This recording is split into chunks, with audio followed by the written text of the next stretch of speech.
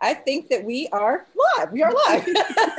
Like you always got to check. You always got to be sure. So, hey, everybody. Happy Sunday. Welcome. We are talking about weight loss today, and I'm super excited. I actually put it in the comment, and we're going to do a poll. I've never done a poll before, so I'm excited about that too. So if you can actually see the poll, go ahead and you can comment on that. But we are going to talk about weight loss, not just for anybody, but for busy people and for entrepreneurs, of which I am both. And so I want to really nail this down for people on how you can actually fit weight loss into your busy schedule. And of course, I am not the expert that is going to talk about that. I have one of my good friends and fitness and food experts who is going to have this conversation with us. So I want you to meet Concita Thomas. She believes that most diet and exercise programs fail because they're just too complicated or they're too time consuming for a lifestyle that is, full. And so if you're wanting to change your habits, sometimes we give up before we even get started because it's just too much. And so Concita has been helping hundreds of women achieve sustainable weight loss using custom programs that focus on the individual needs of her clients. She works with groups, she works online. She really has found solutions for everybody, and she meets you where you are. So with her program, women lose weight without counting calories, without spending hours at the gym, and she provides support, encouragement to her clients so they can accomplish results on their own terms. Welcome, Concita. I wish I had like those that applause. That was quite the intro. That was, don't you? You know, it's like, it's so funny whenever people read a bio, everybody kind of looks around like, oh, they're talking about me. That's me. Yeah, that's you. That was exactly it. I was like, oh, okay. Ooh, I'm amazing, right? I know, right? Hello. Thanks for having me here, Nikki. No, absolutely. So I know a lot about you and I want my people to know a lot about you. And so I kind of want to start because as Tom Joyner used to say, whenever we would put guests on, we need to vet you. So we want to know where you come from and why you're here and why you're so passionate about being in this space. So if you could tell us a little bit about your journey, that would be great. Okay, so I'm going to try and give you the Cliff Notes version because it can get wrong. You know how I do. But anyhow, long story short, I struggled with my weight personally. So me being in this space as a food and fitness strategist is really a story of personal pain turned into a passion. So I went off to college to study mechanical engineering. So this is my second career. And at college, I picked up the freshman 15, sophomore 15, junior, like it just kept on giving. When I went to college, I was a size 6 and it was loose because my mom was strict. So I was probably a 4. And when I left, my clothes were a tight size 16. So they should have been an 18, but my mom was no longer in charge and I just refused to buy a bigger size. So needless to say, I picked up quite a bit of weight in college. And I naively believed the tabloids and things like that I'd have this fabulous transformation. All I had to do was hire a trainer, and it was going to be all good. And it was not all good. It was anything but that. Wow. I struggled for a really long time. I did diet center programs. I did programs out of books. I hired personal trainers and I got fitter, faster, and stronger, but I didn't really get smaller. And so that sent me on a quest for knowledge. I figured out, hey, I'm an engineer. I build cars for a living. I can figure out how to get this weight loss thing done. So even getting a personal training certification, it was not about the people yet. It was about my own pain. Right. And I discovered when I got a personal training certification, why my trainers were struggling to help me. Out of a textbook that was about this big, about maybe 10 pages, had to do with food. And that was really where the struggle was. So it was a long quest, getting other certifications, doing research, trial and error, which led me to this point of being able to eat personally and then teach others how to eat and move in a way that feels good but still gets results. And so I went through a lot to get here, including what my tribe knows as my skinny but struggling phase. So I was still struggling with my weight even though I was skinny because all my time and attention went to keeping my weight in check. Yeah. And I think it's probably both parts, both struggling with my weight and being overweight, but also struggling with my weight and being a weight loss success story that makes me so passionate about what I do, because I know what it feels like to have all of your time and your energy just sucked out of you, like, and focused in that area. And I know how distracting it could be to not be comfortable in your own body. It affects everything. Okay, and I like what you said, where you really were dealing with your own pain. Yeah, I think that a lot of people, either they think that they're the only person that deals with this inner pain. I mean, I can really remember like growing up, and even into college. I think college was probably where it kind of got magnified. But my day would depend on how I felt physically. Not like if I, had a lot of energy, but whether or not I felt like I had gained a pound or if I ate too much the day before. And it could be a good or bad day, depending on whether or not I was a pound heavier or a pound lighter. And women especially struggle with that, but we don't really talk about it as much. We don't. And there's a lot of reasons why we don't, right? And there's a lot of reasons why, we feel good or bad or have a great day or a bad day, depending on what the scale said. And that's like probably a whole nother interview, right? A whole nother program, maybe a whole nother. Right. But it's true. It's true, right? For the good or for the bad, whether or not it should be able to dictate our moods like that or not, for the good or the bad, the fact is that for many of us, it does. And I know what that feels like, and we don't talk about it a lot. And that's a big part of where my passion comes from, because I'm finally at a point where like that, my day is not ruled by that. And so I know that part of getting there is, number one, feeling like you're in control, not out of control. And then after that, there's other stuff too. But yeah, I'm passionate about helping people get there. All right. So Nikita is on. She says, yes, so true, especially now being over the age of 40. Hey, Nikita. Estelle says hello. Rocky says hello. People are starting to ask for information, and I promise you we're going to give you some more information as we get towards the end of this. But I really want to get kind of into the nuts and bolts, if you will, especially the nuts, because that's a good health food, right? As we talk about some of the solutions and why mainstream weight loss really doesn't work for busy entrepreneurs and career women. Yeah. So what is your response to that? Why does mainstream weight loss not work? There are so many reasons, but let's just start. I mean, but let's just start with like one thing, right? Okay. The first thing is, usually most programs are designed and come from a place of, I'm the expert. This is what you need to do. If you want it badly enough, you do that, right? I don't know how many of you have ever started a program where the first thing to consider was, what are your non-negotiables? Like, what is it that you just don't want to give up? Like, what is it that you eat, for the good or for the bad, that just makes you feel amazing and you don't want to give up? Like, that's not how it starts. It usually starts with, here are the 5 foods that you must never eat, or here are the 20 things that you must always eat, or this is what you must do. And like, that is the norm, right? It's like a prescription. Right? Do these things in this order, this way, or else. And then if you don't get results, you're made to feel, either directly or indirectly, like you didn't get results because you didn't follow all 22.5 things on the list. And so it's your fault. You must not want it badly enough. And unfortunately, those programs are not designed with us in mind at all.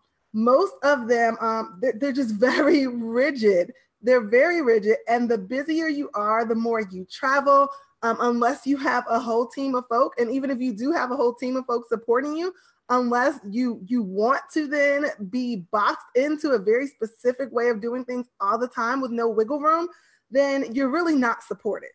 So that's the first problem that I see is out there with mainstream advice. It's a list of rules. It's a prescription. And I mean, really, nobody cares whether or not it feels good. It's like, this is what works. And if you want results, you'll do that. Right. I remember, and I've never really, I've really never had a nutritionist. I think I've always relied on, the trainer that I had or the fitness person that I had. I think you probably were the closest person I had that really understood both the food and the fitness. But everybody else, I mean, they tell you, oh, you're supposed to eat these 3 things before you work out. And then you eat these 3 things after you work out. And then, you know, you got to wait 3 hours. You got to eat every 3 hours and you don't snack. I mean, there's so much conflicting information that often to me seems like it works against each other almost. What do you say to that? What is your reaction to that? My reaction is absolutely. So that's the second problem that I see is a lot of times the approaches or the solutions that are out there are very much fragmented, right? So you'll get this exercise program that it's supposed to be everything, right? And there's little to no nutrition advice out there. And I'm over 42, right? That does not cut it at this age. You know, there's no amount of training that is going to out train nutrition, right? Or just food choices. That does not exist. But on the flip side, you can train in a way or train so hard that you out train any possibility of sticking to reasonable food choices. And that's something that people don't talk about that much either. So explain that to me, because I got to be honest. I mean, I train a lot. Yeah. A lot. And I feel bad, like on the days that I don't go. And I don't know if I feel bad because, you know, because you do get certain feel good stuff, you know, when you work out. So you get those endorphins when you're running or whatever, you feel good. Or if I just feel guilty because I know I should be in the gym and I'm not. So what is out training your goals mean? Okay, so what that means is, so a lot of us focus just on creating a caloric deficit, right? So if we're not losing, we exercise more, or we eat less, or we do both, which is the worst thing that you can do, honestly. And that's what the mainstream advice is out there. And we ignore the fact that our bodies do not work like checkbooks. It's not just balancing calories in and out, and then you're going to magically get this result. There are things called hormones that regulate how your body processes the calories that you take in. There are hormones that actually control your appetite. And unfortunately, no matter like how much we want, you know, flat tummy or 6-pack abs or snatched, as they say now, our bodies are wired for survival.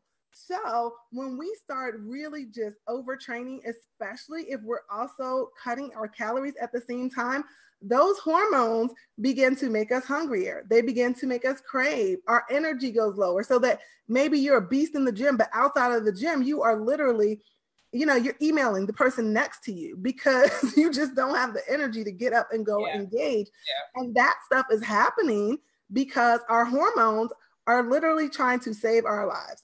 Our hormones have not caught on to the fact yet that there is food, you know, on almost every corner and available almost 24/7. Our hormones are still wired to help us to survive. So, yeah. But let me just say in my defense, even though I do train a lot, I still eat a lot. So okay, so that is why you still have energy. Which is why I train a lot, because I still eat a lot. And you know what? And that's not a bad thing. Actually, if you look at athletes, right, even the ones that we admire their physiques, like the sprinters, like those people are not eating like birds and then going in and doing powerlifting and sprints on the track and conditioning work. They are eating tons of calories. So, but again, mainstream dieting industry, we're told eat less, exercise more. So we go out there and try and train like elite athletes, and we're fueling like, you know, like couch surfers, and we're wondering why it's not working. We're wondering why every 4th day we're having a binge and we just can't stick to it. And we erroneously believe that we just have to try harder, or something's wrong with us, or we're not motivated, or we don't want it badly enough. And we've just been sold a bill of goods, and it's really just jacking us up. So let's talk about, because I think one of the biggest things, and I don't mind putting myself out there at all, but I don't think that I am abnormal, right? No. And so I think that a lot of the issues that I deal with, other people deal with, which is why I don't mind putting myself out there. So one of the things that I think that is my biggest challenge is, obviously we spend all this time getting to where we are. Yes.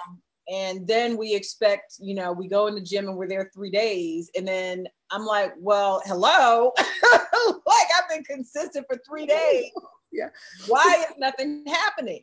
And so I think a lot of people, they want results really quickly. And when they don't see results really quickly, they either go to the extreme to try to get those results, or they give up. So they're on either ends. They either get really, really crazy with what they're doing, or they just stop because they're not getting the results. And I know one of the things that you, much to my chagrin, when we were training together, is that you really do believe in kind of ramping up. Yeah, you should be, instead of and you're tough. Let me just say this, like, Conceita is like no joke. I mean, Conceita had me doing pull-ups, and I would never ever thought I would do a pull-up. And you know, she's tough, but you're good and you're fair. But you do believe that there should be this ramp up period. So let's talk about that for all of us who feel we can go in. You know, we can be sitting on the couch for 5 years and then run a marathon on our first day in the gym. Yeah. So again, fitness industry. I mean, we've just been sold a bill of goods, and it's really like, I'm not even mad at us. And I say us because I fell for all of this. I'm not even mad at us for believing it, because that is the very loud and very prevalent message out there, right? Go hard or go home, no days off, sleep when you're dead, beast mode, like just all of this hype disguised as fitness inspiration, and it's not. It's really keeping us stuck and frustrated, and it's keeping them paid. So be alert to that as well, right? So the reason why I believe that it's important to ramp up both in eating strategies and in workout strategies is because when you don't ramp up, you burn out. That's just the bottom line. Most of us, when we don't ramp up, we burn out. Or if we are really persistent, stubborn, depending on how you describe it, right? Then we keep going, but we just dig a bigger and bigger and bigger and bigger hole. The thing that I like to remind my clients all the time is that the body, the body is like 96 ounces of water should be done. The body responds to better. Okay, so the body responds to better. So if today my eating habits are here, and I just get them here, my body's gonna respond. And I think anyone who has ever like just cut out soda and all of a sudden just lost a bunch of weight can identify with the fact that our bodies do respond to better. Yeah. So that's encouraging. However, that should also be a warning, because our bodies respond to better. If our eating habits are here and right away we go here, when the plateau comes, when the results slow, when our bodies adjust to that, what do we need to give it? Better. And for most of us, we hit an upper limit, whether that's how strict we're being with our diet, whether that's how few calories we're eating, whether that's how much time we spend in the gym, we eventually hit a limit. I mean, if you're exercising 4 hours a day and only eating 800 calories and you get to a plateau, then what? Like really, then what? And so I really believe in ramping up. Most of my clients, and even the case studies that you've seen on my website, like, okay, Sonia, like she's one of my popular case studies. Right now, she's 70 pounds down. She's maintained it for over a year. Her initial weight loss of 50 pounds happened with just some modifications to her food and hitting a daily step count that we increased over time. She didn't even start lifting weights until after her step. Eventually we got to 10,000. We didn't even start at 10,000. And that's what's recommended to everyone, right? Just like if you get a Fitbit or something, they're like 10,000, 5 miles right off the bat. No consideration to whether or not you walked 2 blocks before that. Everybody's going for 10K. And that's what we ramped up to with her. 50 pounds down. And then we started doing other stuff, 70 pounds down, and maintained. That's the thing. I think everyone. How long did it take her? How long did it take her to lose? Okay. The way my I know, and I'm gonna answer that question, but then I've got something to say about that. Okay, well, go ahead. So her initial loss took around a year, just a little bit shy of a year. Okay, well, that's not bad. Okay, but here's what I want to say about that, because most people are like, a year, 50 pounds, like that's about 4 or 5 pounds a month. I can drop that a week if I just do XYZ diet, if I just start doing keto, if I just start fasting. But here's the real scoop on that. Yeah, for decades before that, hear me well, for decades, she was working on dropping that weight. And she had done other things that worked quickly, but the weight always came back. So whenever people say to me, well, but I need to lose it like yesterday, my response is, how long have you been working to stay that same size? Or maybe to even be 10, 20 pounds up? Okay, a decade, right? So listen, this is not slow. This is because you're going to lose it and it's going to stay off. And I think that the other thing that people don't realize, especially if you start doing any kind of weight training, is the gaining of muscle and the losing of fat. I mean, 50 pounds could really change what your body looks like because you're gaining muscle while you're losing fat. And since muscle is heavier than fat, I think that's what people don't get. And when you do lose like 10 pounds in 1 week, you're losing what's going to define you the way that you want to be defined, which is the muscle, right? Exactly. And it looks I paid attention, Conthita. You did. I know you listened. And it looks, like you said, it looks totally different. Like muscle just takes up less space. The other thing that you hit on, yes, and I really want to highlight, is when you drop a bunch of weight quickly, especially when you're just like cutting calories. And most of us, when we're exercising, we're doing a bunch of cardio. So we're not protecting our muscle at all. You're going to lose muscle and fat. When that weight comes back, and I didn't say if, when that weight comes back, it's going to come back all fat. So even if you only end up going back to the same size, the same weight that you were before, 9 times out of 10, sometimes you're in a bigger size and your metabolism is lower because you have sacrificed muscle to see that scale move. Right. So what does that mean? Why do we care? Because when you decide to lose it again, it's going to be even harder because you do not burn as many calories per day anymore. So you're going to have to work that much harder to get it off again. It's such a trap. It's such a trap. I pray that nobody goes. And I know that you have so much knowledge that I want to get into, and I don't even know if we're going to have time. And you definitely have some solutions that I want to talk about as well. But I really want to spend some time talking about the mental piece of it. Yeah. Because I think for me, and you and I have talked about this so many times, I can logically understand exactly what you're saying. Yeah. I can look at you. I can look at the case studies. I have experienced you. I know that what you do works. I have no logical questions about that. Yeah. Right. But it's the bill of goods that I have bought for decades. Yeah. And I know how to lose weight. You know what I mean? I know how my body works, and I know how I can lose weight quickly. Yep. It's not healthy. And it's not what you recommend, and I know better than to do it now. Yeah. But you know what I mean? And so it's like switching that mental filter off for what I've absorbed as opposed to what I've actually learned. Yeah. How do you work with clients on that? Because I think that is the biggest issue that a lot of us have. It's like we cannot get that mental, physical connection on the same page. Yeah. So a lot of what I do in my coaching relationships is perspective setting, really helping my clients choose the perspective that's beneficial. But before we even get there, like why people even hire me, because what I sell is not sexy, right? You don't see me out here on Instagram showing my abs, telling you you're going to No, yes, I have. Now, one time, you see an ab poking up there, I was mad. Because I was like, oh, they came back and I have been tired and 2 babies later, look at them. No. But you don't see me like posting that and telling you, and booty shots and, like, cause I could sell a lot more doing that, right? But I don't sell, what I sell is not sexy. So usually when somebody even decides to engage with me or hire me, they are worn out. And for some people, like that's what it takes. I mean, like it takes being beat up enough times by this stuff to kind of yield. Like one of my clients, she's another case study, Stephanie, she was on the podcast.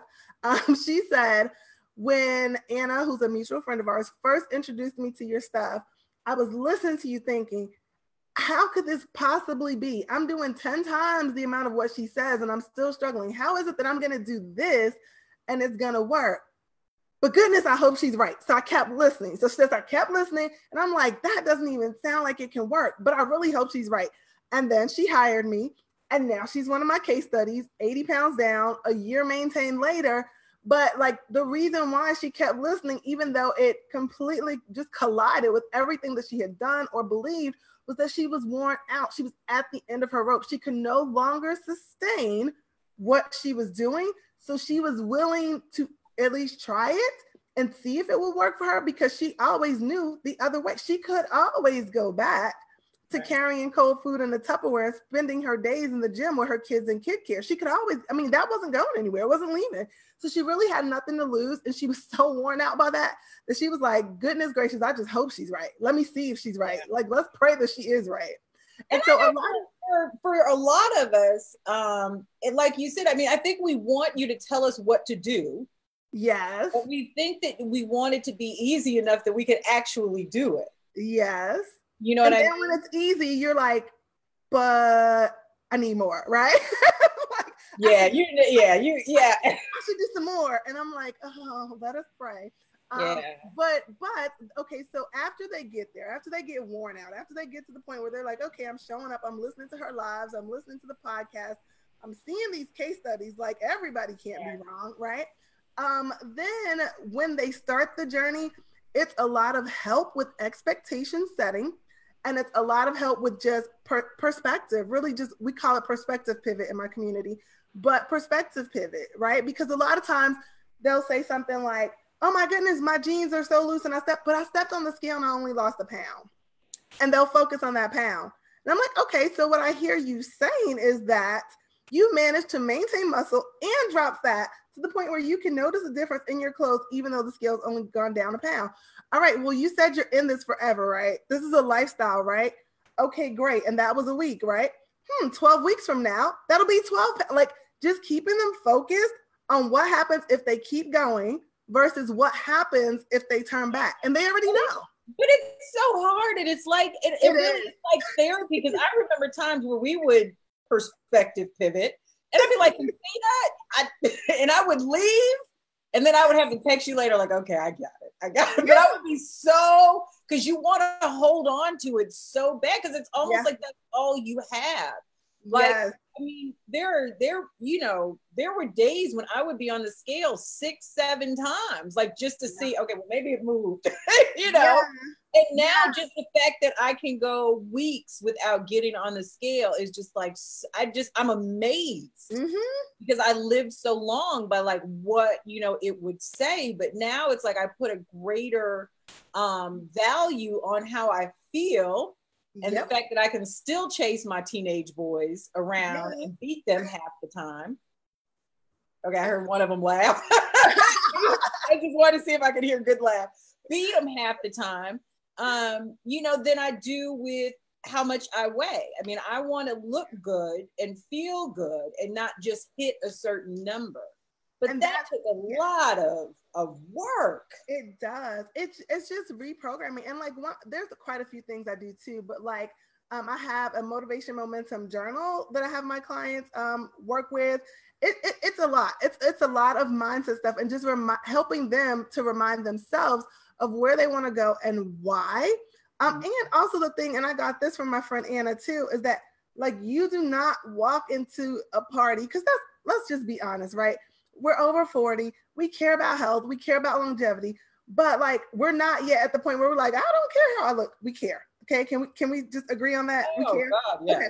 All right. So since we all care, like we don't walk into a party with like the weight on our forehead, right? Like nobody sees that. But they do see like how we feel. They do see whether or not we're energetic. Like the fact that the clothes are looser, like that is all visible. And for a lot of us, we care about that. And so I remind them of that. Like, okay, if you got into a new dress, but the scale only said 2 pounds lighter, like, okay, let's flip this. What if the dress that you used to wear was too tight, but you were down 10 pounds? Would that be okay? No. Okay, then. So we're going in the right direction. So I had a girlfriend and she was in great shape, but she was probably like a size 14, but she was tall, you know, and she was just, you know, but she was in great shape. And she was like, I cut all the tags out of my clothes because she's reduced to the size of my clothing. She's like, so I don't want to see a 14 every time I put my jeans on, because trust me, when she put them on, you would never know she was a 14. I have a friend who's a 2 who does the same thing. Because again, we've been conditioned to these numbers, and it's not the numbers, but it's what we make those numbers mean. Absolutely. That really like trips us but it's also what society makes those numbers mean for us that we readily adopt for us. Yeah. So it's like, I mean, and especially as African Americans, I think that we're all aware that like those weight charts that like my child was obese the day he was born. You know what I mean? Just according to these charts that these doctors have. But he's not overweight. He's in shape. He exercises. They just weigh more and they're just taller. Yeah. And so it's like we get these, you know, we see these models that they've airbrushed and snatched. That part. Technology wise, you know, and we compare ourselves to these. And I always commend when people, especially models, release like what a before picture looks like as opposed to an after. And we can see, oh, they look like us. Yeah. Okay, I think, you know. yeah. I think what did it for me, two things happened because, you know, back in the day, I used to compete in figure, which is a division of bodybuilding. And so I got really, really deep in that world. That was part of my skinny yet struggling stage. And I started to meet these people in person. I started to go to shows and, you know, travel and things like that. And I would be floored by sometimes how the person that I had just seen their spread in a magazine, when I met them in person, I didn't recognize them. Because minus the lashes, the extensions, the lighting, the angles, minus them being 2 seconds off the stage, they didn't even look like them. And I remember sometimes being really shocked meeting some of the girls off season, because there's off season and on season, and all of those magazine shoots and stuff are shot usually the day after the show, the day after they compete, right?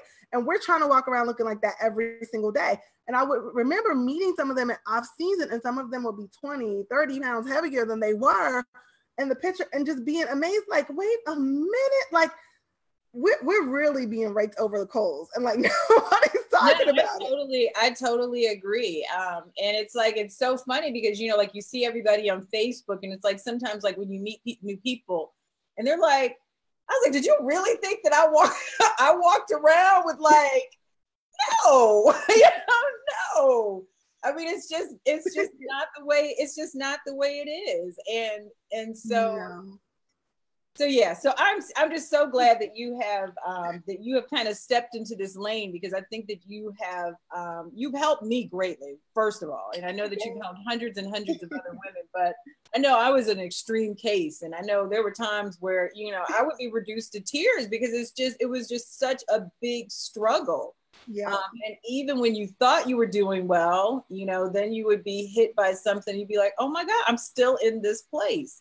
Yeah. And so I want to talk about some ways that you are now able to support people, you know, that may not be right here in good old Dallas, Texas, and may not be able to coach with you one-on-one. I want to talk with, you know, you about those solutions and how you're able to now help people in a different way. Well, something I'm really, really excited about is the 6-week coaching program. It's called Get It Off, Keep It Off, because that is the goal. I love it. I know, that's the goal, because I get it. Like, Nikki, you know, I've been there, and I get it that, okay, it sounds great. Yes, sustainable weight loss, lasting weight loss. However, how can I lose weight today? Right? So this program, live life. Yeah, this program is a combination of like strategies that I've used in group coaching before, but it's really informed by the work I've done over the last 18 months with my one-on-one clients, which I get it. It's a high-end offering. Not everyone is able to do that, but it's 6 weeks. We go through 3 different phases, and the first 2 phases are designed to provide that immediate relief that everybody wants, right? Because it's like, I want that immediate relief. So like during that first week, and I love it because during the first week, guys, we add stuff. It's all about adding the foods and the beverages that, number one, is going to help you get rid of bloating, water retention. The scale moves, right? And we know that we don't care that it's water weight because we want to see the scale move, right? But besides that, adding those things help us feel more energetic. Those things help us to be less hungry naturally without trying to suppress our appetite or like use willpower to eat less. And those foods that we add help us to not have as many cravings for sweets, which is usually that's usually what does us in, right? If it's not the sweets, it's the bread and the potatoes. But either way, still adding those foods. Yeah, adding those foods helps us to get rid of like the hunger and the cravings for those things. So that's what we do in phase 1. Phase 2, we move into adding more foods that help us just be fuller longer. And it's a little bit of an approach that helps us also, again, both of these phases really help you like shed that initial weight that you want to see gone. But it's very important to me that we do it in a way. Number one, it's doable because in most cases we're adding stuff, right? Everybody likes to add, oh, I need more water. Great. Oh, I need more, I need more spinach, or, oh, asparagus helps me drop water. Okay, great. I can do that because you're not coming for my Oreos, right? So that's what we do in those first 2 phases. And then in that last phase, which is the bulk of the program, that's where we settle even more into the lifestyle approach, where we're building meals around what we already like. Because to me as a coach, it is so important that I don't give you my food list and say, okay, now go. Like, this is the list that helped me lose 60 pounds after pregnancy. Everybody eat this, but you don't like it. But oh, well, do you want results? So in that phase, we work with, okay, what is it that you like to eat? Like, what are the things that you like to include in your meals? And then, okay, now let's tweak that meal, right? Because it's missing some things, or it's too heavy on this thing, but let's still make it taste good. Let's still make this a meal that you will be happy to eat. And now let's practice. So there's just daily accountability around, okay, did you hit your daily actions? And when we start with the daily actions, there are very few, so that you could build that momentum, get initial results. But again, it's a lifestyle, so that when 6 weeks are over, you don't feel like, oh my gosh, I'm just so exhausted and I'm so depleted. And that was so much brain work. Like, where's a burger? Because that's the downside of most programs, 8-week programs. When they're over, you may look amazing, but you're headed to the burger joint because you've worked so hard that you can't even see continuing that. So yeah, so that's the Get It Off, Keep It Off coaching program. And it's a distance program. You could do it from anywhere. And I've got, I don't know, whenever you want to know, tell me, but I've got a special discount code for your people. Well, good, because I think I have to sign up for this one. So I'm glad we have a special discount code. Yes. So, well, I guess let's give us the website so we have that, and then let us get the discount code. I want to type the website actually in the comments. So let's go slow. All right. So you go ConcitaThomas.com. Oh, that's easy enough. Got that part right. Yeah. All right, / Get It Off, Keep It Off. I know, so exciting. I love it. That is like truth in advertising. I know. That's the goal. And the code is Nikki sent me. Nikki sent me. I sent you. That's the code. So I love it. I am super excited. I mean, we have been on this journey. Gosh, it's probably been like 5 or 6 years. If not longer. Very little. AJ was, AJ's 9. Yeah, 5 or 6 years. Yeah. Yeah, because I used to bring the boys over. And I know. And AJ used to be so enthralled, and now he's a big boy. So we've been on this for a while. So I am super proud to see how you have really grown and continue to impact. I mean, it's obvious that this is what you're supposed to be doing in this world. Yeah. And I love the great balance of enthusiasm and I'm going to kick your butt to get it done kind of mentality. With a smile. Because some of us, some of us need that, especially me. And so I'm going to make sure that everybody knows. I'm going to check out the website because I probably could use some support right now. As you just continue to. I just want everybody to learn. I think that obviously health is something that you can't get back. And so as you take on more and more and more, I see people stressed out. I have, a friend that just had a heart attack because of stress. I mean, there's just so much going on. And I think that this is easy enough that we can all get control of it and really, as they say, #, live our best life. So let's do that all together. And if you sign up, I want to know about it because that means that you and, we're going to be together in this thing here. So if you do sign up on the website, ConcitaThomas.com / Get It Off, Keep It Off with the coupon Nikki sent me, let me know so that we can make sure that we are supporting each other in this. Any final words, Concita, before I let you go? Oh, I guess final words is just like, know that this is possible. Like, there are people that have gone before you. What you're experiencing, it feels unique. It feels like you're the only one. It's just that people aren't talking about it. Yeah. It's more common than you would realize, and that there is light at the end of the tunnel. There is a way out, and it really just takes not even a leap of faith, like a step. Step in the direction, get on the path, and you will be amazed at what you can accomplish. But just know that the old way will always be there. So if you're afraid of letting that go, if it's hurting you, let it go. It'll always be there if you decide you need to go back. But yeah, that's all.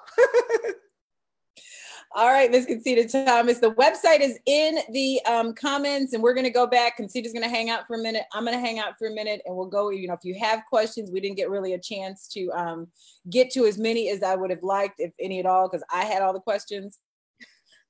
But we'll go back, we'll check all your comments. I see that everybody is hanging on, and I really, really appreciate it. And so we want to make sure that we get you what you need. Right, Ms. Concita? That's right. So what questions do they have? Well, we're gonna comment on the thing because I have duties that I have to go take care of. But if there are comments on the thing, like I said, Concita and I are gonna go through them, and we're gonna check them out, and we're gonna respond and make sure you have everything you need that way. Absolutely. And we might even have Concita back to answer, just have a Q&A and do that, because I think that would be really beneficial too. So all right. So thank you guys for hanging out. We will see you soon. Concita, I will see you in the Get It Off, Keep It Off group. All right. See you there. All right. See you guys.